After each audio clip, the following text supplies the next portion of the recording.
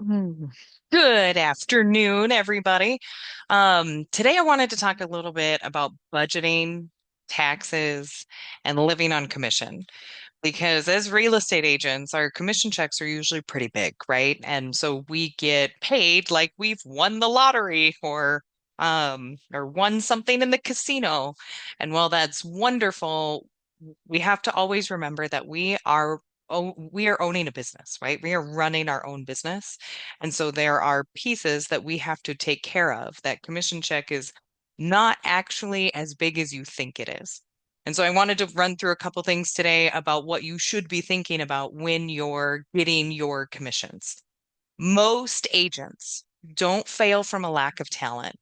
They fail from inconsistent income management. So they're not able to stretch those commission checks to be able to make sure that their bills are paid. Commission income is fantastic, right? It gives you that big paycheck.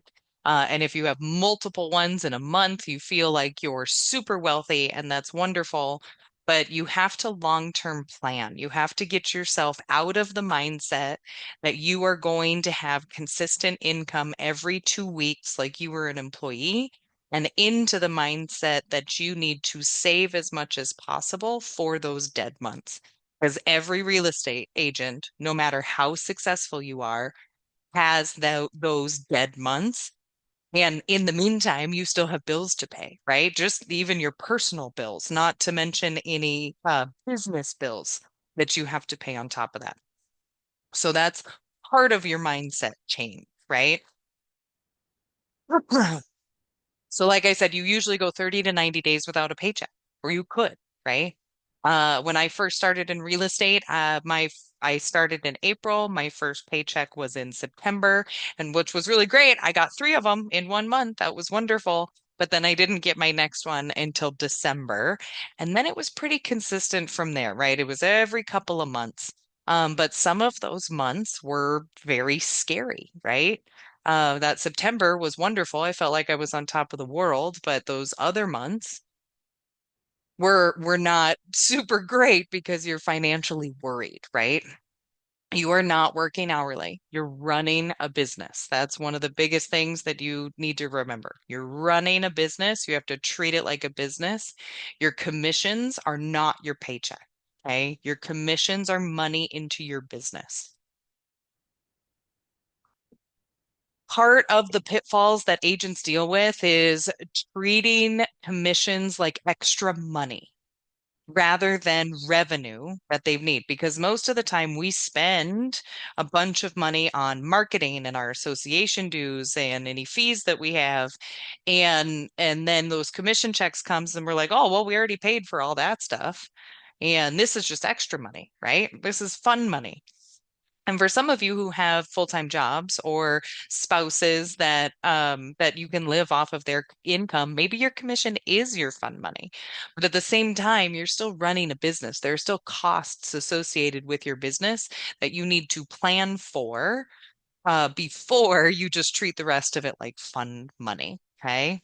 You don't want to spend all of your money on highs, right? When you're in July, August, September, October, which are usually our biggest closing months, when you're in those months, you don't want to base your spending habits on those months because our income fluctuates so significantly because we have weather seasonal related um, transactions, right? December, January, February can be pretty dry.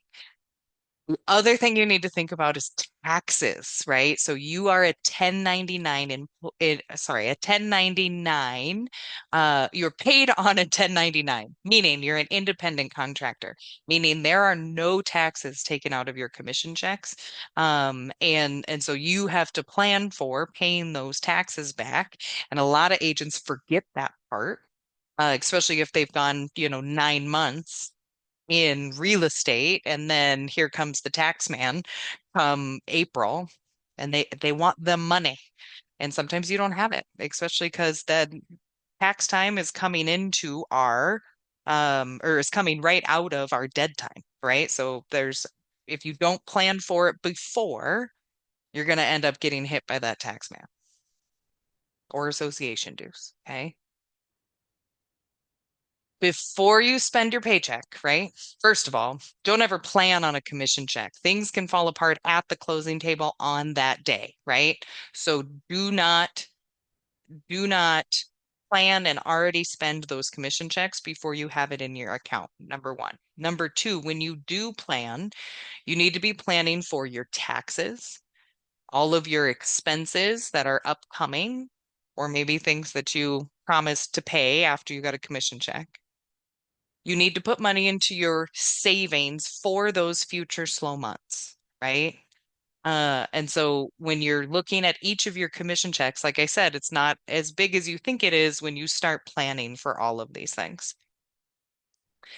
Now, here's the other piece that commission check is not all yours, right? So there are splits associated with it. There are fees. And this is a breakdown of how you should be thinking about your commission check. So if you get $10,000, let's just say your split to the brokerage is $3,000. Okay. So we're left with seven. Then you set aside about 25 to 30%, depending on your tax bracket. And you should be setting aside taxes every single time you get a commission check, right? That's essentially, I never thought of that piece of the commission check as my money. That was the government's money. And we can have all different conversations about whether the government should have that money, but the fact is they're going to get it one way or another. So you need to put it aside up front. Okay. Then you need to look at all of your business expenses and how much of your commission checks are going to go towards those business expenses. Some of them are fixed, right? You're going to have gas money in your car. You're going to have maintenance on your car. You're going to have your association fees. You're going to have your licensing fees. You're going to have E&O insurance that you'll have to pay. Those business expenses are fixed. Those need to be accounted for as you do your commission checks. How much of your commission are you going to put towards your business? Okay.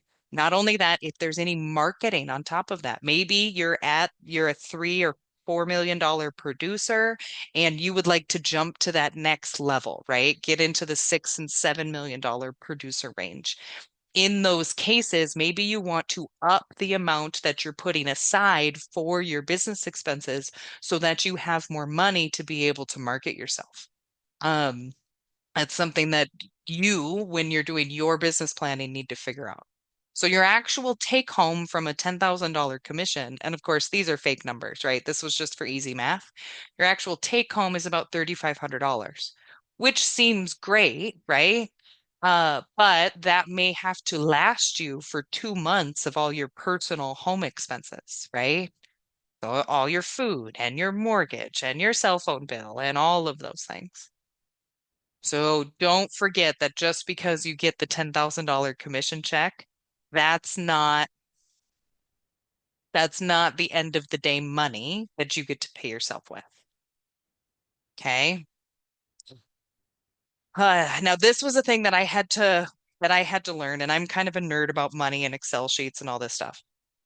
I paid myself consistently. So I paid myself like I was a W-2 employee. All of my commission checks went into a savings account, all of them. And then from that savings account, after I did all the math of what needs to be put aside for taxes and all that stuff, out of that, I would pay myself bi-weekly like a W-2 employee, right? So I still had access to all that commission money if I needed it for some reason, my car broke down or something like that, right? But I didn't use it as my spending money. It was in that account for a reason. In my mind, if it was in my savings account, it was out of my head. It was not my money to touch, right? And then I paid myself consistently based on my home expenses and then a little extra because everybody needs a little extra, right?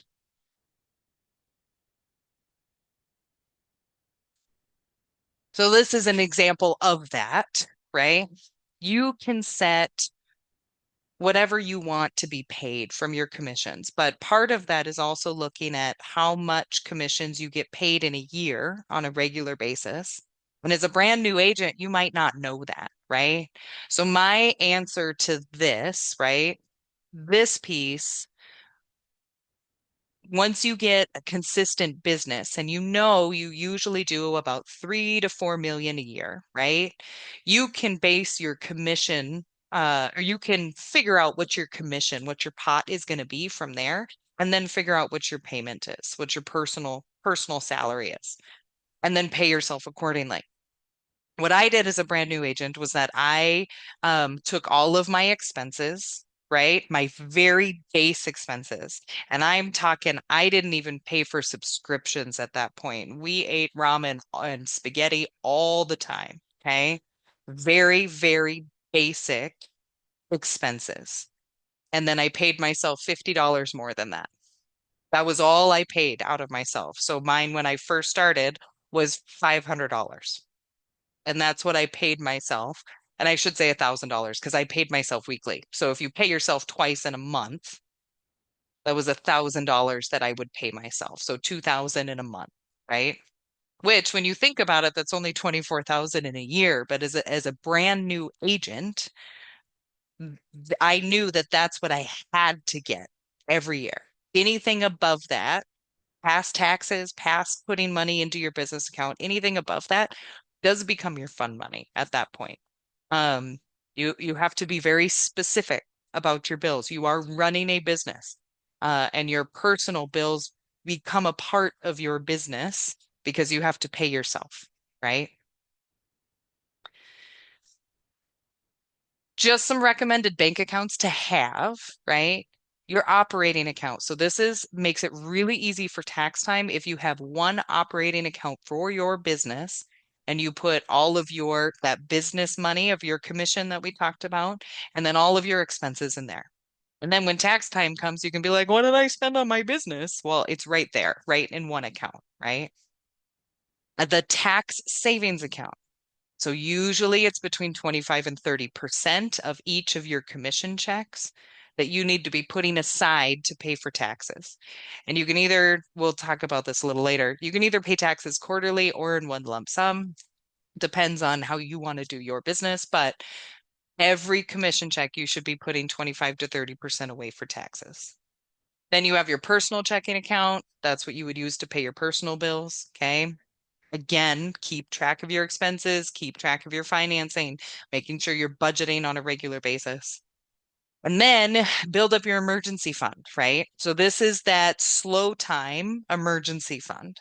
Now, I always kept my emergency fund and my tax savings account in the same fund. And I used Quicken, right? Just the cheap version of Quicken to be able to break those out into different accounts so I knew how much of each I had in that one account. But that's how I did that. But you could absolutely set up a secondary savings account for your emergency fund. Of course you could. Again, you're paid as a 1099 contractor. There are no withholdings. There are no taxes that are taken out of your commission check. So you have to plan for this. This is the one piece that most new agents forget about. And then their eyes get really big when they go to file their taxes and they realize they have to pay in when they've never had to pay in before. You are responsible for those taxes. If you save money at the beginning with every commission check, you'll be fine. Okay. I would save 20% of my commission checks.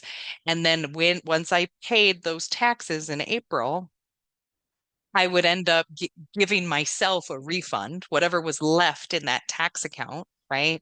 I had 20,000 in that tax account, but I only had to pay in 15, right? That 5,000 was essentially found money. Because if you do this consistently with every single commission check, then you're always ahead of paying those taxes. And the fun thing is, if you leave it in your account, then you can get interest on it from the bank. So that's the nice part. Again, 25 to 30%. Okay. If you are a high earner, in real estate. So you are over that $100,000 or your spouse makes up in that high range, maybe you need to put aside 30 to 35% for your taxes. This is something that you should talk to your accountant about how much should I be putting aside, okay? The 25 for 30% works for 85% of agents. Okay. So if you stay within that, you should be fine. Now, this is about those quarterly taxes. So you can set up with the government to pay quarterly estimated taxes. So what you're doing is you're telling the government, hey, Mr. Government Man, I think I'm going to make $50,000 this year. I want to pay you though what taxes I will owe on those $50,000. What do you think my payment should be? And they'll tell you. Most of the time, your CPA is going to be the one to tell you. I definitely recommend to get the CPA, and then you'll pay in quarterly, right? Um, the piece of quarterly estimated taxes is that you can avoid penalties if you pay quarterly taxes. Now, the penalties aren't significant, so I never worried about them. I always just kept the money in my account and paid them once a year. But if quarterly makes more sense for your business, do that. There's nothing wrong with either way. They're just two different ways to do it. Okay. First payment will be due in April. Second payment will be due in June. Third in September, and the last one in January of the next year. Um, this is also a reason why I didn't pay quarterly. When I started in real estate, I did not have the money in January to pay for those quarterly taxes. Okay. So I did have the money in April and June and September. That was fine. But January, especially after Christmas, and my family's all over the place, so we would travel, blah, blah, blah. I really didn't have the money in January. And that's why I decided to just start paying in April, put aside 25 to 30% of all of my commission checks going forward instead of doing this quarterly estimated taxes. However, if you're putting 25 to 30% away every single commission check, then you should have no problem with paying those January ones, right? You should be just fine. If you haven't budgeted before, you need to learn how to budget.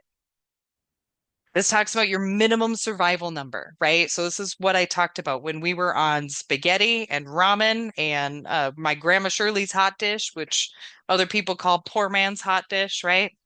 Um, these are your incredible basics. This is your minimum survival number, and then you budget from there. If you have not taken budgeting classes, please do. It will help you. You are running a business. I cannot say this enough. You are running a business, and knowing your expenses and your income down to the penny every single month is incredibly helpful. I would say to do this every week. That's what I did. But again, I like numbers. So maybe it's every month for you, and that's okay too. But to know what your monthly income should be, don't guess, right? Know what your monthly income should be to be able to survive. It does not say thrive, it says survive. Thrive will come later once you have this discipline in. Okay. Some of your required expenses that you should be thinking about: housing, right? Whatever rent payment or mortgage payment you have, any utilities that you're paying, car payment and insurance. You need a car to do this job, right? That becomes part of your survival. It's not an extra. You need a car to do this job. Your food, gas for your car, childcare, any debt payments that you might have. Most people come into this industry. I had student loans, right? I had just gotten out of college. And so those were payments I had to account for. I didn't have the option not to pay those. Your phone, maybe internet at your house. I will tell you, for the very first year, I went without internet at my house. It wasn't easy because then I had to go to the office to do all of my work, but I did. But you can't live without a phone in our industry. Everybody calls you on these wonderful little bricks, right? Oh, you can't even see it. There we go. Everybody calls you. You need that. Maybe you have some credit card payments that you have to pay. Be very careful to not use your credit card if you don't have to. I mean, that's money management 101 at the beginning, right? If you have any other way to pay for something or you don't really need it, don't put it on a credit card. You can get yourself into a cycle really quick that'll lead you having to get out of the industry. And that's not something we want for anybody. You should try to get an emergency savings in place. 2 to 3 months is normal, right? A normal emergency savings reserve. And that's 2 to 3 months of your survival income that you need, your survival expenses, okay, that we just talked about on the slide before. You should have 2 to 3 months because usually if you have a slow time, it's going to be at about 2 to 3 months. Hopefully it's not. Hopefully you can just keep things running and it'll be nice and consistent and that's great. But the biggest thing about that is that if you have 2 to 3 months of reserves, it e- it eliminates your panic. You are better able to serve your clients because you are not reliant on them to put food on your table for your family. Okay, because you have those 2 to 3 months reserved. And so if these people decide not to buy this house because a home inspection came back bad, it's you don't panic. We can't panic because our clients come to us for our calm to put us in the middle of these things so that if they need to panic, we're the ones that they cry on. We're the shoulder that they cry on, right? Having those 2 to 3 months of reserve will take a weight off of your shoulders. That it's okay that this closing got pushed back by 2 months because we have a title issue, because I don't need that money to live. Again, do not spend your commission check before you have it in your account. This is why.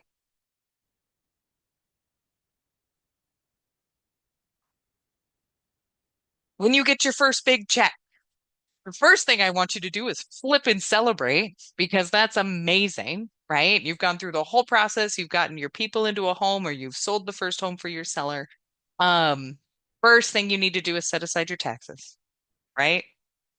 Set aside your taxes, that 25 to 30%. Maybe you need to catch up on some bills that you've had to put off because you haven't had a good closing yet. Okay. Build your buffer, pay off any high interest debt as quickly as possible, and then don't use it again. And then invest in your business itself slowly and smartly. Smartly, slowly and smart. You know what I mean, right? You're not going to be able to, or maybe you will, but most people are not able to invest $5,000 into their business every month to be able to get you ahead of everybody else. Most people, this is a slow crawl. We are in a long-term business, not a short-term business. It's a different mindset. And so it might be that you're only investing maybe $100 a month into your business. That's all you have. That's okay, right? You need to invest a little bit of something. And then as your business grows, your investment should also grow until you don't want to grow your business anymore. And everybody hits that level, right? Everybody hits that point where they're like, yeah, I'm happy with the amount of people I'm helping. I'm happy with the amount of people um or the amount of commissions that I'm getting. I don't really want to do anymore. So then we just maintain. Okay, what do we got next? Um huh, spending traps for agents. So these are all things that I have seen new agents fall into before they're ready. They get expensive habits. And sometimes it's because they're surrounded by other agents who are very successful, who've been in the business for 10 years, who have done the slow roll at the beginning. But those new agents don't realize that they did the slow roll at the beginning. And they just think they need to jump right in, both feet forward, and just spend all of the money up front, and then they get themselves into significant amount of debt that they're not able to pay off because their commissions are not there yet. They're not at that level where they can support that kind of debt. They will be, but this is why you got to do that slow roll. I had a new agent one time who sold a $500,000 property, got a really good paycheck off of it, and he bought a brand new car right away. The problem was that he was able to pay a good amount on that car, but he couldn't pay all of it. And then he had a monthly payment going forward. Okay. Now, most of us have monthly payments for our cars. Not everybody, but most of us do. And he couldn't continue to afford being in real estate full time and having that monthly payment for this brand new car. And so he ended up having to get a second job. And the good news is he found a second job that he absolutely fell in love with and he got out of real estate. But he would not have had to get that second job if he hadn't bought that brand new car right after his first closing. And he had said that was the gift to myself, right? That was my treat for doing this and for staying on track and to doing these things. If you are looking at a long-term real estate career, you need to be incredibly financially stable. So buying a new car after your very first closing is probably not a good idea. Maybe a used car if your car is falling apart. Maybe you do go buy a used car, but not a new one. Buying leads too early. So if you don't have the ability to convert those leads into clients, you should not be putting money towards leads. There is a time, and it's usually about 3 to 4 months. It's not long after you first get licensed, but there's usually 3 or 4 months where you need to cut your teeth on the leads that the office is sending you before you jump in and you start buying leads from realtor.com or Zillow or homes.com or whatever other lead service program you decide to get a part of. Now, buying leads at some point, once you know how to convert them, how to determine which client is wasting your time because they're just looky-loos, they're never actually going to buy, and which clients are serious, knowing that these leads might be 6 to 9 months before they give you a return. When you buy leads too early, you can't cut your teeth, and now you're behind, right? Because you paid all this money up front for the leads, and now you're behind because now you've lost all of these good leads at the beginning because you don't know how to convert them. Okay. We have a really good training called Conversations to Conversions, where we talk about all of this stuff. We did it last fall. It's on our YouTube page. If you want me to send you the video, I'm more than happy to. Okay. Here's another thing agents do is they overspend on branding. They want to make their own brand. They want to make their own website, right? Don't do that at the beginning. Is that something you should do later on in your business? Absolutely. Yes. Make sure you brand yourself later, but you got to set up your foundation first. Okay. So when you do every overspend when you spend on your brand at the very beginning, you don't always know all the nuts and bolts of how to get all these things done yet. How do you know that this is going to be viable for you? Why would you spend all this money up front for branding that you don't have to do? Because Coldwell Banker Crown Realtors already has a fantastic brand. Just lean on them. Just lean on that. It's already there and you're already with us to be able to use our brand. So there's no reason for you to do that at the beginning. Eating out constantly is always an issue for everybody, right? We're always on the run. We always want to meet clients at coffee shops, all these things. Try to limit that as much as you can. I always met my clients at my office and I offered them the free coffee that was at my office, right? You forget that slow months exist. August, September, October, November, those closings are rolling in. You got all sorts of money, and you forget that everybody's worried about the holidays in December. There's not a lot of closings that happen. It is too darn cold in January and February. There is not a lot of people who want to move anywhere, let alone move houses, right? Those slow months exist. And if you forget about them, if you take the short-term view instead of the long-term view, you will forget about them and you won't plan for them. Don't fall into those traps. Okay. Now, here are some common expenses for real estate agents in general, right?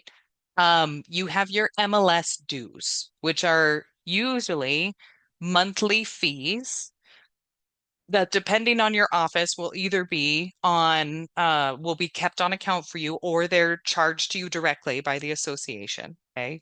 Those are monthly fees ranging anywhere from $40 to $70, depending on your association. You've got your realtor association dues, which are usually due once a year, sometime between October and January 1st, right? Sometime the end of the year. And those association dues can be anywhere from $500 to $800. And those are one lump sum. Okay. To be a part of our company, you have to be a part of the Realtors Association. That's something we require. And so you have to pay those dues. Most associations, you can't access the MLS without being a part of the association. How are you supposed to make money as an agent if you can't access the listings? Maybe you have lockbox fees like Supra or Century Lock that you have to pay. Again, those are usually monthly fees. There's E&O insurance that are due at due once a year. Sometimes your company pays it, sometimes you as an agent have a piece that pays it, but it's another cost that you have to account for, right? If you're paying for your own signs, or maybe you're paying for your own lock boxes. I don't recommend that, to be honest. Supra and Sentry Lock are so much better, but maybe you do. Maybe those are an expense that you have to pay attention to. For any of your listings, you're going to have to pay for a photographer, right? To not pay for a photographer in our world is doing a disservice to your seller. Unless, of course, you're a photographer, then maybe that's just part of your service. That's fantastic. That's an expense you can save. You yourself can definitely do the staging, but if it's a multi-million dollar property, maybe you want to have a professional come in there and stage it well. Marketing, we talked a little bit about marketing and marketing expenses. Those might be something that you need to pay attention to as you're putting your budget together. Contact management subscriptions, so CRM, contact relationship management subscriptions. Now, we have Back at You already for you as your contact management. So you don't need to pay for anything more, but maybe you want to. Maybe you have your own contact management system that you like better. That's totally fine, but you need to make sure that you're including that in your expenses. Maybe you're doing coaching or training that's outside of our brand, right? And then your gas and mileage. Okay. Not only your personal gas and mileage, well, personal gas, but your business gas and mileage. How much are you spending? I think I said earlier that I usually use Quicken. And I made it work for what I needed it to do, right? But Quicken was my cheapest option to keep track of my expenses. Maybe you really like spreadsheets and you want to use Excel or Google Sheets to do that. Point is, it is much easier to track your expenses and know what your minimum survival amount is if you use one of these systems instead of just guessing. Use something. Maybe, I mean, people are coming out with all different types of apps that you can use to be able to record your expenses and look at your budgeting in general. Um, don't go big. It does not have to be a complicated system, right? Use the cheap tool, make it work for you. And if that's a Google spreadsheet, that's how I started. That's what I used. And then I upgraded to Quicken, which was still the super cheap version of Quicken, but I upgraded. Keep track. I always recommend that you use a CPA, that you use an accountant who does your taxes for you because they can find things and file your taxes in ways that you will have no idea. We tell people all the time, you use us for our knowledge of the industry, It's the same thing with an accountant. We use them for the knowledge of the industry. I do not want to be an accountant. I do not want to know all the tax things, even if it's part of my real estate business. That's something, just like a photographer, that's something that I'm going to rely on the professional to know all of those things. However, if you are going to do your own taxes, this is just a quick list of things that would be included in your deductible expenses from your 1099 commission income. Okay. Any expenses for your real estate business, like mileage on your car, home office deductions. So you can write off a certain percentage. Again, I don't know that percentage. I'm not an accountant. But you can find it. You can find it online. Any marketing costs, your continuing education, your licensing fees, some of your association dues. Not all of them, but some of them. Okay. Those are just a couple of them. I was told by my accountant once, he said real estate is a hard 1099 self-employed business for taxes because you don't have a whole lot of expenses that you can write off. And he's not wrong, right? Like we have our association stuff, we have our marketing stuff, but when you're looking at a 1099 income for a real estate agent versus a 1099 income for like a contractor has a bunch of write-offs where we don't always have all those write-offs that they have as well, which is again why it's so important where you need to put that money aside because the likelihood of you being able to write off enough to not pay in anything is very small. Okay. Here's another thing that new agents don't think about. When you are an independent contractor, lenders require 2 years of your commission history and tax returns to be able to qualify you for a home.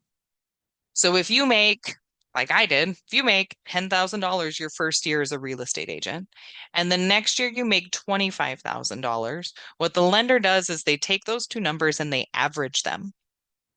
And that's the income, your qualifying income that they go on. Well, you can imagine, I was very surprised when my lender said, I'm so sorry, I can't qualify you. Or I can qualify you, but it's for like a $25,000 income. Good luck finding a house at $25,000, right? When you're in real estate, you, if you are looking at buying a house and you do not have a spouse that can help carry that burden for buying a house, you need to realize that it will take 2 years of decent commission to be able to qualify for a loan for buying a home. Now, some lenders can get you into a home based on other things or an in-house loan or maybe an adjustable rate mortgage. So it's not impossible. But most of the time, you need 2 years of commission history. Okay.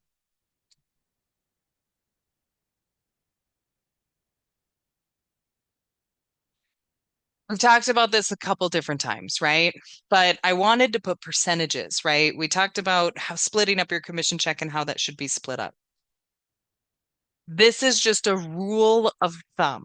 You can change this to be based on what you want for your business. But when you get a commission check, and this is, of course, after the split to Coldwell Banker, after your split to your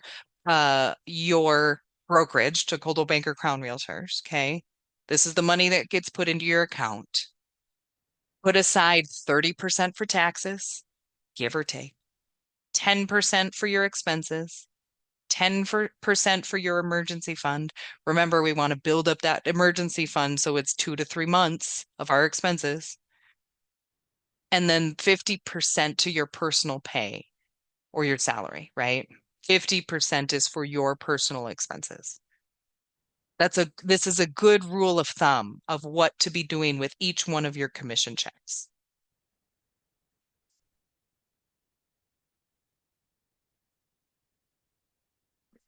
Now I put weekly money routine to because to get into the habit of paying attention to your bills, your incoming, your outgoing, all of those things is it you have to look at it weekly.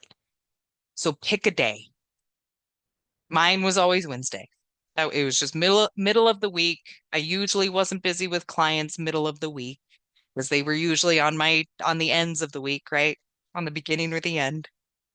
And so I would do this weekly. So I would look at all of my expenses for the last week. I would log them, put them into my tax box if I needed to do that, right? Make sure that I had enough money for the upcoming week and all of the bills that were coming out there. Okay. And then I'd update my budget accordingly. I would look at my pipeline, right? I said, don't spend a commission check before it's in your account, right? But you do have to look at your pipeline. What upcoming closings do I have? Are any of my buyers close to putting in offers? Maybe I need to adjust my personal spending this next week.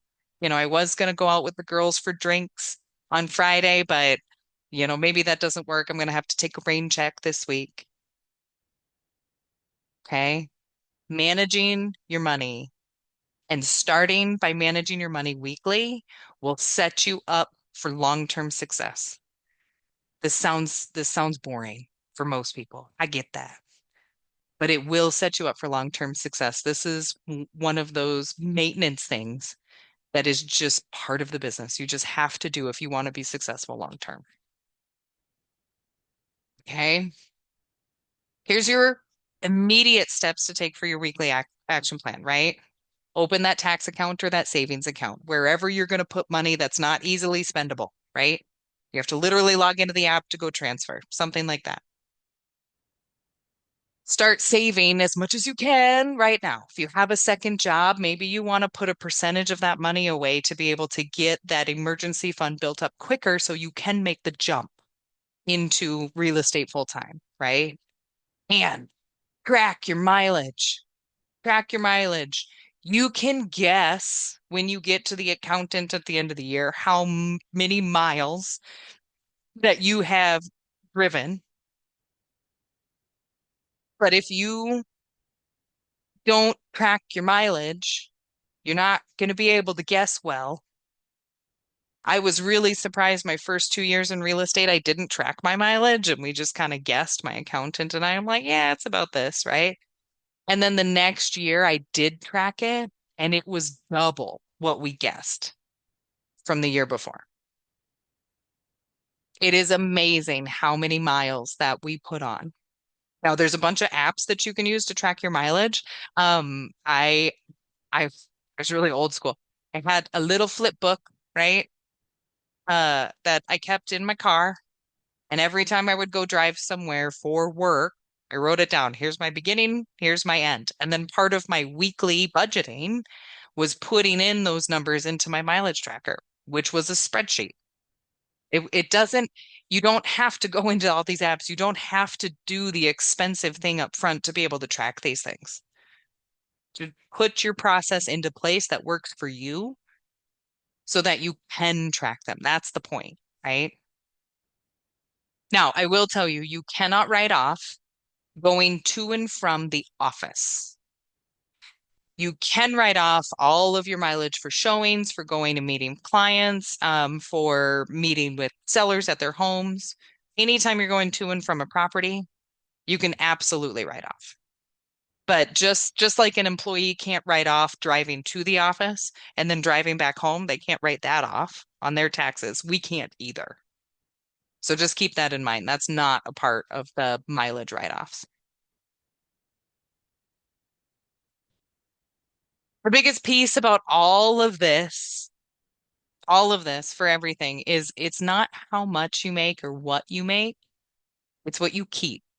Your commission check can be $10,000. That's wonderful. But you have to do all of these things so you can keep the bulk of it so that you can get that long-term success, right? You want to be focusing on managing your expenses, managing your income. Otherwise, you will always be chasing that next commission check. And if you have commission breath because you are always chasing that next commission check, you will hurt your long-term business. By doing these things up front so that our financial stress doesn't unintentionally get pushed on to our clients and the lenders and the title companies and everybody else involved in the transaction, you will set yourself up for long-term success. If you guys have any questions about any of this or want to brainstorm on what's best for you, um, on how to keep track of your expenses, what you should keep track of, what you shouldn't keep track of, how to make sure that you can get to that next step so you can jump into real estate full time if you aren't already, please call. We are always here to help you, right? We want you to succeed. Part of that is you are running a business just like we are. We are your business partner in this. If you're not successful, we're not successful. So please come and talk to us. We're more than happy to help. Have a wonderful weekend, everybody, and we'll see you next week.